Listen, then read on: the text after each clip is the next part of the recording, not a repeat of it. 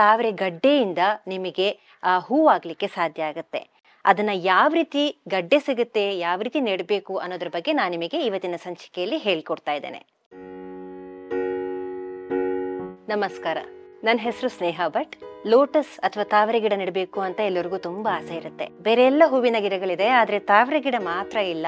ತುಂಬಾ ಆಸೆಯಿಂದ ತಾವರೆ ಗಿಡಗಳನ್ನ ತರ್ತೀರಿ, ಬೀಜಗಳನ್ನ ತರ್ತೀರಿ.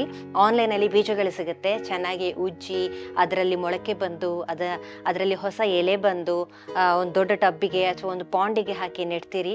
ಗಿಡ ಚೆನ್ನಾಗಿ ಬರುತ್ತೆ, ಆದ್ರೆ ಹೂವೇ ಆಗಲ್ಲ. ಎಷ್ಟು ಸಮಯಕ್ಕಾದ್ರೂ ನಿಮಗೆ ಹೂವೇ ಆಗಲ್ಲ. ಯಾಕಾಗಿರ್ಬೋದು ಅಂತ ಹೇಳ್ಕೊಂಡು ಬೈತಿರ್ತೀರಿ, ಬೇಜಾರು ಮಾಡ್ಕೊಳ್ತಿರ್ತೀರಿ. ಆದ್ರೆ ತಾವರೆ ಗಡ್ಡೆಯಿಂದ ನಿಮಗೆ ಹೂವಾಗ್ಲಿಕ್ಕೆ ಸಾಧ್ಯ ಆಗುತ್ತೆ. ಅದನ್ನ ಯಾವ ರೀತಿ ಗಡ್ಡೆ ಸಿಗುತ್ತೆ, ಯಾವ ರೀತಿ ನೆಡಬೇಕು ಅನ್ನೋದ್ರ ಬಗ್ಗೆ ನಾನು ನಿಮಗೆ ಇವತ್ತಿನ ಸಂಚಿಕೆಯಲ್ಲಿ ಹೇಳ್ಕೊಡ್ತಾ ಇದ್ದೇನೆ. ನಮ್ಮ ಮನೆಗಳಲ್ಲೂ ತಾವರೆ ಗಿಡ ಇರುತ್ತೆ, ಆದ್ರೆ ಅದರಲ್ಲಿ ಹೂವಾಗ್ತಿರಲ್ಲ, ಅಥವಾ ಸ್ವಲ್ಪ ದಿವಸ ಹೂವಾಗಿರುತ್ತೆ ಮತ್ತೆ ಹೂವಾಗೋದೇ ಇಲ್ಲ. ಯಾಕೆ ಅಂತ ಚಿಂತೆ ಮಾಡ್ತಾ ಇರ್ತೀರಾ? ಅದು ಯಾವಾಗ ಹೂವು ಆಗೋದು ನಿಲ್ಸುತ್ತೆ ಅಥವಾ ಸ್ವಲ್ಪ ಹೂವಾದದ್ದು ಬ್ರೇಕ್ ತಗೊಳುತ್ತೆ, ಆ ಟೈಮಲ್ಲಿ ನಾವು ಅದನ್ನ ರೀಪಾಟ್ ಮಾಡಬೇಕು ಅಂತ ಅದು ನಮಗೆ ಸೂಚನೆ ಕೊಡ್ತಾ ಇರುತ್ತೆ. ಯಾವ ರೀತಿ? ಗಿಡಗಳಲ್ಲಿ ನಿಮಗೆ ಈ ರೀತಿ ದಂಟುಗಳು ಕಾಣಿಸ್ಬೋದು, ಅಥವಾ ಎಲೆಗಳು ತುಂಬಾ ದಪ್ಪವಾಗಿ ಬೆಳೆದಿರ್ಬೋದು. ಅದರ ಸ್ಟೆಮ್ ಅಂತ ಏನ್ ಹೇಳ್ತೀವಲ್ಲ, ಅದು ತುಂಬಾ ದಪ್ಪ ಆಗಿರ್ಬೋದು, ಬಲ್ತಿರ್ಬೋದು, ಅಥವಾ ಅದರಲ್ಲಿ ಯಾವುದೇ ರೀತಿಯಾದಂತಹ ಮೊಗ್ಗು ಅಥವಾ ಹೂವಿನ ಸೂಚನೆ ಇಲ್ಲದೆ ಇರ್ಬೋದು. ಸೊ ಈ ಸಂದರ್ಭಗಳಲ್ಲಿ ಇದು ರೀಪಾಟ್ ಮಾಡಬೇಕು. ಮತ್ತು ಒಂದು ಕಾರಣ ಏನಾಗುತ್ತೆ ಅಂತಂದ್ರೆ, ಸಾಮಾನ್ಯವಾಗಿ ತಾವರೆ ಕೆರೆಯಲ್ಲಿ ಬೆಳೆಯುತ್ತೆ, ದೊಡ್ಡ ಜಾಗದಲ್ಲಿ ಬೆಳೆಯುತ್ತೆ. ನಾವು ಅದನ್ನ ಚಿಕ್ಕ ಪಾಟ್ಗಳಲ್ಲಿ ಅಥವಾ ಟಬ್ಗಳಲ್ಲಿ ನೆಡ್ಲಿಕ್ಕೆ ಇಷ್ಟಪಡ್ತಾ ಇರ್ತೇವೆ. ಆವಾಗ ಅದಕ್ಕೆ ಸ್ಪೇಸ್ ಕಮ್ಮಿ ಆಗುತ್ತೆ. ಸೊ ಈ ಸಿಚುವೇಶನ್ ಅಲ್ಲಿ ಕೂಡ ಅದಕ್ಕೆ ಹೊಸ ಹೂ ಕೊಡ್ಲಿಕ್ಕೆ ಸಾಧ್ಯ ಆಗ್ತಾ ಇರಲ್ಲ. ಆವಾಗ ನಾವು ಇದನ್ನ ರಿಪೋರ್ಟ್ ಮಾಡಬೇಕು. ಹೇಗ್ ಮಾಡೋದು ಈಗ ಹೇಳ್ತೀನಿ. ನಾವು ಇಷ್ಟು ಚಿಕ್ಕ ಪಾಟ್ ಅಲ್ಲದೆ ಇದ್ರು ಇಷ್ಟು ದೊಡ್ಡ ಪಾಟ್ ತಗೊಂಡ್ರೆ ನಿಮಗೆ ಚೆನ್ನಾಗಿ ತುಂಬಾ ಹೂಗಳಾಗುತ್ತೆ, ಲೋಟಸ್ ಅಥವಾ ತಾವರೆ ಹೂ ಆಗುತ್ತೆ. ಸೊ ನಾನ್ ಪ್ರಿಫರ್ ಮಾಡೋದು ಇಷ್ಟು ಚಿಕ್ಕದಲ್ಲ, ಅಟ್ಲೀಸ್ಟ್ ಇಷ್ಟು ದೊಡ್ಡ ಟಬ್. ಈ ಟಬ್ಗಳು ನಿಮಗೆ ಸಾಮಾನ್ಯವಾಗಿ ರೋಡ್ ಸೈಡ್ ಅಲ್ಲೆಲ್ಲ ಸಿಗುತ್ತೆ, ಬ್ಲಾಕ್ ಕಲರ್ದು. ಅದನ್ನ ಕೂಡ ನೀವು ಪರ್ಚೇಸ್ ಮಾಡ್ಬೋದು. ತುಂಬಾ ಡ್ಯೂರೇಬಲ್ ಅಥವಾ ತುಂಬಾ ಬಾಳಿಕೆ ಬರುವಂತಹ ಟಬ್ ಕೂಡ ಇದು. ಸೊ ಈ ರೀತಿ ದೊಡ್ಡ ಪಾಟ್ ಟಬ್ ತಗೊಂಡು ಇದ್ರಲ್ಲಿ ನೀವು ರೀಪಾಟ್ ಮಾಡ್ಬೋದು. ಈಗ ಹೇಗೆ ಅಂತ ತೋರಿಸ್ತೇನೆ ನಾನು. ಸೊ ಸಾಮಾನ್ಯವಾಗಿ ನನಗೆ ಇಷ್ಟು ಚಿಕ್ಕದು ಪಾಟ್ ತಗೊಂಡಿರೋದ್ರಿಂದ ನಾನು ಇದನ್ನ ಉಲ್ಟಾ ಮಾಡ್ತೇನೆ. ರೀಪಾಟ್ ಮಾಡುವಾಗ ಉಲ್ಟಾ ಮಾಡಬೇಕು. ಮೆಲ್ಲಗೆ ಇದನ್ನ ಹೀಗೆ ಉಲ್ಟಾ ಮಾಡಬೇಕು. ಈಗ ಇಲ್ಲಿ ಬಿಳಿದು ಕಾಣ್ತಾ ಇದೆಯಲ್ಲ ನಿಮಗೆ, ಇದು ಗಡ್ಡೆ ಫಾರ್ಮೇಶನ್ ಆಗಿರೋದು, ಗಡ್ಡೆ ಆಗಿದೆ, ಗಡ್ಡೆ ರೂಪಕ್ಕೆ ಬಂದಿದೆ ಇದರಲ್ಲಿ. ಇದನ್ನ ನಾವೀಗ ಪುನಃ ನೆಡಬೇಕು. ಯಾವ ರೀತಿ ಅಂತ ತೋರಿಸ್ತೇನೆ ಇನ್ನೊಂದ್ಸಲ. ಸ್ವಲ್ಪ ನೀರು ಹಾಕೋಣ. ನೀರು ಹಾಕಿ ಮಣ್ಣನ್ನು ಮತ್ತೆ ಬೇರನ್ನ ಸಪ್ರೇಟ್ ಮಾಡ್ಕೊಳ್ಳೋಣ. ನಾವು ನೀರು ಹಾಕಿದಾಗ ಅದು ಬೇರಿಗೆ ಯಾವುದೇ ರೀತಿಯಾಗಿ ಡ್ಯಾಮೇಜ್ ಆಗಲ್ಲ. ಅದಕ್ಕೆ ಸ್ವಲ್ಪ ನೀರು ಹಾಕಿ ಮೆಲ್ಲ ನಾವಿ ಬೇರನ್ನ ಅಥವಾ ಗಡ್ಡೆಯನ್ನ ಸಪ್ರೇಟ್ ಮಾಡ್ತಾ ಇರೋದು. ಹೀಗೆ ಲೂಸ್ ಮಾಡಬೇಕು, ನೀರು ಬಿಟ್ಕೊಂಡು.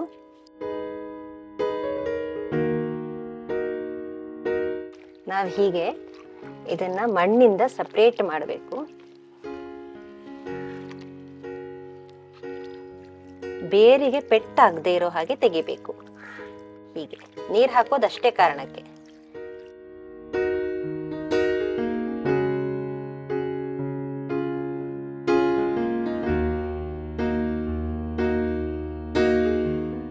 ಈಗ ನೋಡಿ, ನಾನು ಪಾಟಿಂಗ್ ಮಿಕ್ಸ್ಚರಿಂದ ಬೇರುಗಳನ್ನ ಸಪ್ರೇಟ್ ಮಾಡಿಟ್ಟಿದ್ದೇನೆ. ಇದೆಲ್ಲ ಚಿಕ್ಕ ಚಿಕ್ಕ ಬೇರುಗಳು ಸಿಕ್ಕಿದ್ದು. ಇದು ಒರಿಜಿನಲ್ ಬೇರು ಗಡ್ಡೆ, ಮತ್ತು ನನಗೆ ಈ ರೀತಿ ಫ್ರೆಶ್ ಆಗಿರುವಂತಹ ಬೇರುಗಳು ಸಿಕ್ಕಿದೆ.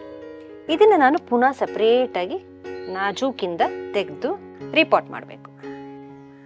ನನಗಿದು ಚಿಕ್ಕ ಗಡ್ಡೆ ಸಿಕ್ಕಿದೆ ಯಾಕೆ ಅಂತಂದ್ರೆ, ನನ್ನ ಪಾಟ್ ಸೈಜ್ ತುಂಬಾ ಚಿಕ್ಕದಾಗಿತ್ತು. ಇದಕ್ಕೆ ಹೆಸರು ಟ್ಯೂಬರ್ ಅಂತ ಅಥವಾ ತಾವರೆ ಗಡ್ಡೆ ಅಂತ. ನಾನು ಫಸ್ಟಿಗೆ ನೆಟ್ಟದ್ದು ಇದು ಗಡ್ಡೆ, ಒಂದೇ ಗಡ್ಡೆ ಈ ಪಾಟಲ್ಲಿ ನೆಟ್ಟಿದ್ದೆ. ಇದರಿಂದ ನನಗೆ ಈಗ ಇಷ್ಟು ಗಡ್ಡೆಗಳು ಸಿಕ್ತು ಅಂತಂದ್ರೆ 1, 2, 3, 4, ಇದಲ್ಲದೆ ಇನ್ನೊಂದು 2, 3 ಚಿಕ್ಕ ಪುಟಾಣಿ ಗಡ್ಡೆಗಳು ಸಿಕ್ಕಿದೆ. ಆಲ್ಮೋಸ್ಟ್ ಆನ್ ಅನ್ ಅವರೇಜ್ ನನಗೆ 4 ರಿಂದ 5 ಗಡ್ಡೆಗಳು ಸಿಕ್ಕಿದೆ. ಇದೇ ಗಡ್ಡೆ ಲೋಟಸ್ ಟ್ಯೂಬರ್ ಅಂತ ಹೇಳ್ತಾರೆ. ಇದನ್ನೇ ನಾನು ಪುನಃ ಪ್ಲಾಂಟ್ ಮಾಡ್ಬೋದು.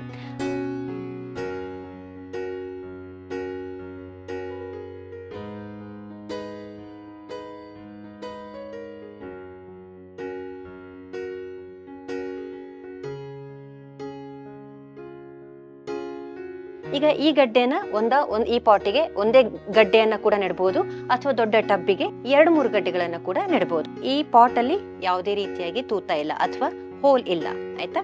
ಸೊ ಈ ಪಾಟ್ ಅನ್ನ ನಾನು ತಗೊಂಡಿದ್ದೇನೆ. ಇದರಲ್ಲಿ ತಳಭಾಗದಲ್ಲಿ ಅಂದ್ರೆ ಬಾಟಮ್ ಲೇಯರ್ ಅಲ್ಲಿ 25% ಆಫ್ ದ ಕಂಟೈನರ್ ನಾನು ಕೌಡಂಗ್ ಪೌಡರ್ ಹಾಕ್ತೇನೆ. ನೀವು ವರ್ಮಿ ಕಾಂಪೋಸ್ಟ್ ಹಾಕ್ಬೋದು, ಅಥವಾ ಕೌಡಂಗ್ ಪೌಡರ್ ಮತ್ತೆ ವರ್ಮಿ ಕಾಂಪೋಸ್ಟ್ ಮಿಕ್ಸ್ ಮಾಡ್ಬೋದು, ಬೋನ್ ಮೀಲ್ ಹಾಕ್ಬೋದು, ಸೀವೀಡ್ ಹಾಕ್ಬೋದು, ಮತ್ತು NPK, DAP ಬೇರೆ ಬೇರೆ ರೀತಿಯಾದಂತಹ ಮ್ಯಾನ್ಯೂರ್ ಸಿಗುತ್ತೆ, ಅದನ್ನು ಮಿಕ್ಸ್ ಮಾಡ್ಬೋದು 1 ಸ್ಪೂನ್ ಅಷ್ಟು. ಬಟ್ ಸಿಂಪಲ್ ಆಗಿ ಪಾಟಿಂಗ್ ಮಿಕ್ಸರ್ ಮಾಡೋದಿದ್ರೆ ಕೌಡಂಗ್ ಪೌಡರ್ ಡ್ರೈ ಆಗಿರಬೇಕು. ನಾನೀಗ ಅದನ್ನು ಯೂಸ್ ಮಾಡ್ತಾ ಇದ್ದೀನಿ. ಗಿರ್ ದೇಸಿ ದನದ ಸಗಣಿಯಿಂದ ಮಾಡಿದ ಮನೆಯಲ್ಲೇ ಮಾಡಿದಂತಹ ಬೆರಣಿ ಅಥವಾ ಕೌಡಂಗ್ ಕೇಕ್ ಕೂಡ ನಾನು ಇಟ್ಕೊಂಡಿದ್ದೇನೆ. ನಾನು ಸಾಮಾನ್ಯವಾಗಿ ಇದನ್ನೇ ಬಳಸೋದು, ಮನೆಯಲ್ಲೇ ಮಾಡಿರ್ತೇವೆ ನಾವು. ಇದನ್ನು ಕೂಡ ಹಾಕ್ಬೋದು ಪುಡಿ ಪುಡಿ ಮಾಡಿ, ಅಥವಾ ನಿಮ್ಮ ಹತ್ರ ರೆಡಿಮೇಡ್ ಆಗಿ ಈ ರೀತಿ ಪೌಡರ್ ಇದೆ ಅಂತಂದರೆ, ಪುಡಿ ಇದೆ ಅಂತಂದರೆ ಇದನ್ನು ಕೂಡ ಯೂಸ್ ಮಾಡ್ಬೋದು. ಸೊ ತಳಭಾಗದಲ್ಲಿ 25% ಆಫ್ ದ ಕಂಟೈನರ್ ನಾನು ಕೌಡಂಗ್ ಪೌಡರ್ ಹಾಕ್ತೇನೆ. ನನ್ನ ಹತ್ರ ಇದಿರೋದ್ರಿಂದ ಇದನ್ನು ಕೂಡ ಮಿಕ್ಸ್ ಮಾಡ್ತೇನೆ. ನಾನು ಇದನ್ನು ಪುಡಿ ಪುಡಿ ಮಾಡ್ಕೊಳ್ತೇನೆ. ಅದು ಹಾಕಾದ್ಮೇಲೆ ನಾನು ಸ್ವಲ್ಪ ಹುಡಿ ಕೂಡ ಮಿಕ್ಸ್ ಮಾಡ್ತೇನೆ. So 25% of the container ಕೌಡಂಗ್ powder ರೆಡಿಯಾಗಿದೆ. ಇನ್ನು ಇದ್ರ ಮೇಲೆ ನಾನು ಮಣ್ಣು ಹಾಕಬೇಕು. ಲೋಟಸ್ ನೆಡುವಾಗ ಕ್ಲೇ ಸಾಯಿಲ್ ಇದ್ರೆ ಬೆಸ್ಟ್.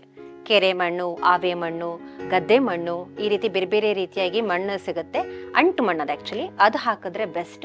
ಬಟ್ ಹೆಚ್ಚಿನ ಸಲ ಏನಾಗುತ್ತೆ, ನಾವು ಸಿಟಿಯಲ್ಲಿ ಇರ್ತೇವೆ, ನಮಗೆ ಆ ರೀತಿಯಾದಂತಹ ಮಣ್ಣು ಸಿಗೋದಿಲ್ಲ, ನರ್ಸರಿಗಳಲ್ಲಿ ಕೂಡ ಅದು ಲಭ್ಯ ಇರೋದಿಲ್ಲ ಅಂತ ಹೇಳಿದಾಗ ನಮ್ಮ ಸುತ್ತಮುತ್ತ ಅಥವಾ ನರ್ಸರಿಯಿಂದ ತಂದ ನಾರ್ಮಲ್ ರೆಡ್ ಸಾಯಿಲ್ ಅಥವಾ ಗಾರ್ಡನ್ ಸಾಯಿಲ್ ಕೂಡ ಹಾಕ್ಬೋದು. ನೋಡಿ, ಇದು ಅಂಟು ಮಣ್ಣು ಥರ. ಈಗ ನೋಡಿ, ಹೀಗೆ ಮಾಡಿದ್ರೆ ಅಂಟುತ್ತೆ. ಕ್ಲೇ ಸಾಯಿಲ್ ಹೇಳ್ತೀವಲ್ಲ, ಸಾಮಾನ್ಯವಾಗಿ ಮೂರ್ತಿ ಮಾಡಲಿಕ್ಕೂ ಕೂಡ ಇದನ್ನು ಉಪಯೋಗಿಸ್ತಾರೆ, ಗಣೇಶನ ವಿಗ್ರಹ ಅಥವಾ ಬೇರೆ ಬೊಂಬೆಗಳನ್ನೆಲ್ಲ ಮಾಡಲಿಕ್ಕೆ. ಅಥವಾ ಅಂಟು ಮಣ್ಣು, ಟೋಟಲಿ ಅಂಟು ಮಣ್ಣನ್ನು ಯೂಸ್ ಮಾಡಬೇಕು. ಈಗ ಮಾಡಿದ್ರೆ ನನಗೆ ಇದರಲ್ಲಿ ಒಂದು ಆಕಾರ ಕೊಟ್ಟು ಯಾವುದಾದ್ರು ಒಂದು ಗೊಂಬೆ ಕೂಡ ಮಾಡ್ಲಿಕ್ಕೆ ಸಾಧ್ಯ ಆಗುತ್ತೆ, ಆ ರೀತಿ ಅಂಟು ಮಣ್ಣು.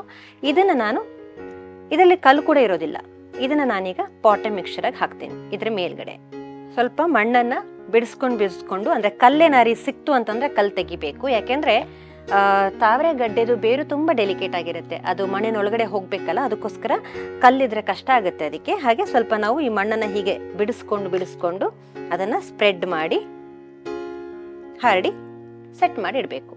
ಸೊ ಇದೀಗ ನನಗೆ ಪಾಟಿಂಗ್ ಮಿಕ್ಸರ್ ರೆಡಿ ಆಯಿತು. ನಾನು ಇದಕ್ಕೆ ಸ್ವಲ್ಪ ನೀರು ಹಾಕೊಳ್ತೇನೆ. ಈಗ ಇದಕ್ಕೆ ಸ್ವಲ್ಪ ನೀರು ಹಾಕ್ಕೊಂಡು ನಾನು ಸೆಟ್ ಮಾಡಿ ಇಟ್ಕೊಂಡಿದ್ದೀನಿ. ಈ ರೀತಿ ಕಸ ಏನಾರು ಇತ್ತು ಅಂತಂದರೆ, ಕಲ್ಲು ಕಸ ಇತ್ತು ಅಂತಂದರೆ ತೆಗೆದು ಹಾಕಬೇಕು. ಈಗ ಒಂದು ಹದಕ್ಕೆ ಇದು ಸೆಟ್ ಆಗಿದೆ, ಹೀಗೆ ಫ್ಲ್ಯಾಟ್ ಮಾಡಿ ಇಟ್ಕೊಂಡಿದ್ದೀನಿ. ಇನ್ನು ನನ್ನ ಹತ್ರ ಲೋಟಸ್ ಟ್ಯೂಬರ್ ಇದೆ. ಈಗ ಇಷ್ಟು ದೊಡ್ಡದಿದೆಯಲ್ಲ ಲೋಟಸ್ ಟ್ಯೂಬರ್, ಇದಿಷ್ಟು ದೊಡ್ಡದು ಬೇಕಾಗಿಲ್ಲ, ನಾನು ಇದನ್ನು ಕಟ್ ಮಾಡಿಕೊಂಡು ಸೆಪ್ರೇಟಾಗಿ ಕೂಡ ನೆಡ್ಬೋದು. ಯಾಕೆಂದರೆ ನನ್ನ ಹತ್ರ ಇರೋ ಜಾಗ ಚಿಕ್ಕದು. ಸೊ ನಾನೀಗ ಇಲ್ಲಿ ಕಟ್ ಮಾಡ್ಕೊಳ್ತೇನೆ. ಪ್ರತಿ ಗಡ್ಡೆ ಹತ್ರ ಒಂದೊಂದು ಗಂಟು ಥರ ಕಾಣ್ತಾ ಇದೆ ನಿಮಗೆ. ಇಲ್ಲಿ ನೋಡ್ ಅಥವಾ ಇಂಟರ್ಸೆಕ್ಟಿಂಗ್ ಪಾಯಿಂಟ್ಸ್ ಅದೆಲ್ಲ, ಆಯಿತಾ. ಈ ಗಂಟುಗಳಲ್ಲಿ ನಿಮಗೆ ಚಿಕ್ಕ ಚಿಕ್ಕ ಬೇರು ಬರುತ್ತೆ. ಇಲ್ಲಿ ನೋಡಿ, ಚಿಕ್ಕ ಬೇರು ಬಂದಿದೆ ಇಲ್ಲಿ ಆಲ್ರೆಡಿ. ಈ ರೀತಿ ಹೊಸ ಬೇರುಗಳು ಇಲ್ಲಿ ಬರಲಿಕ್ಕೆ ಶುರುವಾಗುತ್ತೆ. ಈ ಉದ್ದ ಕಡ್ಡಿ ಟೈಪ್ ಇರೋದೇನಿದೆ, ಇದು ಹೊಸ ಎಲೆಗಳು. ಇನ್ನೊಂದು 4 ದಿವಸ ಆದಮೇಲೆ ಇದರಲ್ಲಿ ಎಲೆ ಬರುತ್ತೆ, ಆಯಿತಾ.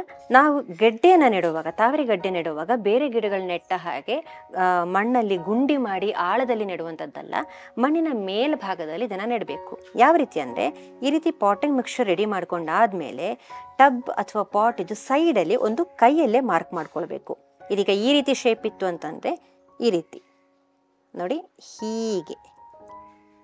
ಹೀಗಿತ್ತು ಅಂದರೆ ಹೀಗೆ. ಯಾವ ರೀತಿ ನಮ್ಮದು ಇದಿದೆ, ಯಾವ ಆಕಾರದಲ್ಲಿ ಯಾವ ಶೇಪಲ್ಲಿ ಗಡ್ಡೆ ಇದೆ ಆ ರೀತಿ ನಾವು ಹೀಗೆ ಮಾರ್ಕ್ ಮಾಡೋದು, ಬರೀ ಬೆರಳಲ್ಲಿ ನೋಡಿ, ಹೀಗೆ ಇಷ್ಟೇ ಡೀಪ್ ಸಾಕು. ಇದನ್ನು ಈ ಸ್ಪ್ರೌಟ್ಸ್ ಏನಿದೆ ಮೊಳಕೆ, ಇದು ಆಕಾಶ ನೋಡೋ ಹಾಗೆ ಇದನ್ನು ಇಡಬೇಕು. ಹೀಗೆ ಇಡೋದು ಮಾತ್ರ. ಏನಾಯಿತು, ಇಷ್ಟು ಚಿಕ್ಕ ಗುಂಡಿಯಲ್ಲಿ ಈ ಗಡ್ಡೆಯನ್ನು ಕೂರಿಸಿ ಆಯಿತು. ನಾವು ಈ ಸ್ಪ್ರೌಟ್ಸ್ ಅಥವಾ ಮೊಳಕೆ ಎಲ್ಲ ಮೇಲೆ ನೋಡ್ತಾ ಇರಬೇಕು. ಈ ಗಂಟಿನ ಭಾಗ ಇದೆಯಲ್ಲ, ಇಂಟರ್ಸೆಕ್ಟಿಂಗ್ ನೋಟ್ಸ್ ಅಂತ ಹೇಳಿದ್ನಲ್ಲ, ಅಲ್ಲಿಗೆ ನಾವು ಸ್ವಲ್ಪ ಮಣ್ಣನ್ನು ಅಥವಾ ಕ್ಲೇ ಸಾಯಿಲನ್ನು ಹೀಗೆ ಮುಚ್ಚಿಡೋದು. ಯಾಕೆ ಅಂತಂದರೆ ನೀರು ಹಾಕಿದ್ಮೇಲೆ ಅದು ಎದ್ದು ಬರಬಾರ್ದು ಅದಕ್ಕೆ. ಅಥವಾ ನಾವು ಒಂದು ಲೇಯರ್ ಬೇರೆ ಮಣ್ಣನ್ನು ಕೂಡ ಹಾಕ್ಬೋದು, ಆಯಿತಾ. ಸೊ ಈಗ ನಾನೇನು ಮಾಡಿದೆ, ಈ ಗಂಟನ್ನು ಈ ರೀತಿ ಮಣ್ಣನ್ನು ಹಾಕಿ ಮುಚ್ಚಿದ್ದೇನೆ. ಬೇಕಿದ್ರೆ ಈ ಗಡ್ಡೆ ಮೇಲೆ ಎದ್ದು ಬರಬಾರ್ದು ನೀರು ಹಾಕೋದ ಮೇಲೆ ಅನ್ನೋ ದೃಷ್ಟಿಯಿಂದ ಈ ರೀತಿ ಚಿಕ್ಕ ಕಲ್ಲನ್ನು ಕೂಡ ನಾವು ಇದರಲ್ಲಿ ಹೀಗೆ ಇಡ್ಬೋದು. ಇನ್ನು ಇದಕ್ಕೆ ನೀರು ಹಾಕಬೇಕು. ನಾನು ಈ ರೀತಿ ಎಲೆ ಇಟ್ಟು ನೀರು ಹಾಕ್ತೇನೆ. ಯಾಕೆಂತಂದರೆ ಆ ಮಣ್ಣು ಜಾಸ್ತಿ ಒಂಥರ ಕೀಚಡ್ ಅಥವಾ ಕಿರಿಂಚಿ ಟೈಪ್ ಆಗಬಾರ್ದು, ಮೆಸ್ ಆಗಬಾರ್ದು ಅನ್ನೋ ಕಾರಣಕ್ಕೆ ಜಸ್ಟ್ ಈ ರೀತಿ ಎಲೆ ಮೇಲೆ ನಾನು ನೀರು ಹಾಕ್ತಾ ಇದ್ದೇನೆ. ನೀವು ಬೇಕಿದ್ರೆ ಮಣ್ಣು ಹಾಕಿದ ಮೇಲೆ ನೀರು ಹಾಕಿ ಸೆಟ್ ಮಾಡಿ ಕೂಡ ಇಡ್ಬೋದು. ಅದಾದ ಮೇಲೆ ನೀವು ಗಡ್ಡೆಯನ್ನು ಕೂಡ ನೆಡ್ಬೋದು, ಅಥವಾ ಈ ರೀತಿ ಡೈರೆಕ್ಟ್ ನೆಟ್ಟಾದ್ಮೇಲೆ ಕೂಡ ನೀರು ಹಾಕ್ಬೋದು.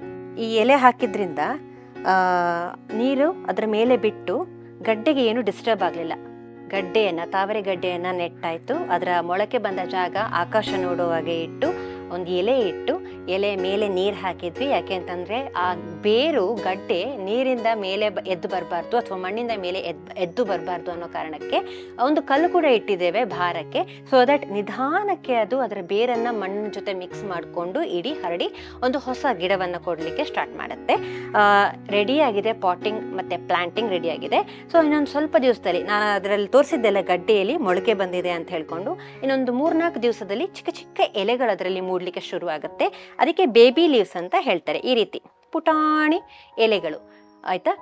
ಪುಟಾಣಿ ಎಲೆಗಳಾದ ಮೇಲೆ ಹಾಗೆ ಎಲೆಗಳು ಹರಡ್ತಾ ಹೋಗುತ್ತೆ, ಬೇರು ಅಡಿಯಲ್ಲಿ ಹರಡ್ತಾ ಹೋಗುತ್ತೆ, ಬೇರೆ ಗಿಡಗಳನ್ನು ಹೊಸ ಗಿಡಗಳನ್ನು ಕೊಡ್ತಾ ಹೋಗುತ್ತೆ. ಒಂದು 20-25 ದಿನದ ಒಳಗಡೆನೆ ಮ್ಯಾಕ್ಸಿಮಮ್ ನಿಮಗೆ ಈ ರೀತಿ ಏರಿಯಲ್ ಲೀವ್ಸ್ ಅಂದರೆ ಎದ್ದು ನಿಂತ್ಕೊಂಡಿರುವಂತಹ ಎಲೆಗಳು ಸಿಗಲಿಕ್ಕೆ ಶುರುವಾಗುತ್ತೆ. ಈ ರೀತಿ ಎಲೆಗಳು ಬಂದಾದಾಗ ನೀವು ಯಾವುದೇ ಒಂದು ದಿನ ಅಚಾನಕ್ಕಾಗಿ ಆಸ್ ಅ ಸರ್ಪ್ರೈಸ್ ನಿಮಗೆ ತಾವರೆ ಮೊಗ್ಗು ಕಾಣಲಿಕ್ಕೆ ಸಿಗುತ್ತೆ. ಸರಿನಾ? ಸೊ ಕೆಲವೊಂದ್ಸಲ ಏನಾಗುತ್ತೆ, ಬೇಬಿ ಲೀವ್ಸ್ ಬಂದಾಗಲೇ ನಿಮಗೆ ಮೊಗ್ಗು ಬರಲಿಕ್ಕೆ ಶುರುವಾಗುತ್ತೆ. ಆದರೆ ಏರಿಯಲ್ ಲೀವ್ಸ್ ಬಂದಾಗ ಅದು ಮೊಗ್ಗಿನ ಸ್ಟೇಜಿಗೆ ರೆಡಿಯಾಗಿದೆ ಅಂತ ಅರ್ಥ. ಈ ಪರ್ಟಿಕ್ಯುಲರ್ ಪ್ಲಾಂಟ್ ಮಾಡಾದ್ಮೇಲೆ, ಲೋಟಸ್ ಪ್ಲಾಂಟ್ ಮಾಡಾದ್ಮೇಲೆ ಎಲ್ಲಿ ಮ್ಯಾಕ್ಸಿಮಮ್ ಬಿಸಿಲು ಬರುತ್ತೆ ಅಲ್ಲಿ ನೀವು ಈ ಪಾಟನ್ನು ಇಡಬೇಕು.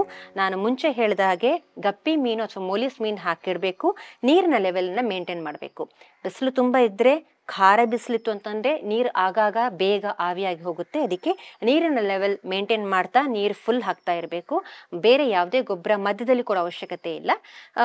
ಮತ್ತು ನಿಮಗೆ ಒಂದು 30 ದಿವಸ ಆದಮೇಲೆ ಅಥವಾ 30ರಿಂದ 45 ದಿವಸದ ಒಳಗಡೆ ನಿಮಗೆ ಮೊಗ್ಗು ಬರಲಿಕ್ಕೆ ಶುರುವಾಗುತ್ತೆ. ಸೊ ಇದು ತಾವರೆ ಗೆಡ್ಡೆ ಅಥವಾ ತಾವರೆ ಗಿಡ ನೆಡುವಂತಹ ಪದ್ಧತಿ. ಹಾಗಾದರೆ ಸಿಂಪಲ್ ಆಗಿ ನಮ್ಮಲ್ಲಿರುವಂತಹ ರಿಸೋರ್ಸನ್ನು ಯೂಸ್ ಮಾಡಿಕೊಂಡು ಚಿಕ್ಕ ಜಾಗದಲ್ಲಿ ಕೂಡ ತಾವರೆ ಗಿಡವನ್ನು ಯಾವ ರೀತಿ ನೆಡ್ಬೋದು ಅಂತ ಕಲ್ತ್ಕೊಂಡ್ರಲ್ಲ. ತಾವರೆ ಗಿಡಗಳನ್ನು ಬೆಳೆಸಿ ಯಾವುದೇ ರೀತಿಯಾದಂತಹ ಡೌಟ್ಸ್ ಇದ್ರೂ ನೀವು ಕಮೆಂಟ್ ಸೆಕ್ಷನ್ನಲ್ಲಿ ಹಾಕಿ, ಅದಕ್ಕೆ ಆದಷ್ಟು ನಾನು ಉತ್ತರ ಕೊಡಲಿಕ್ಕೆ ಟ್ರೈ ಮಾಡ್ತೇನೆ. ಧನ್ಯವಾದಗಳು.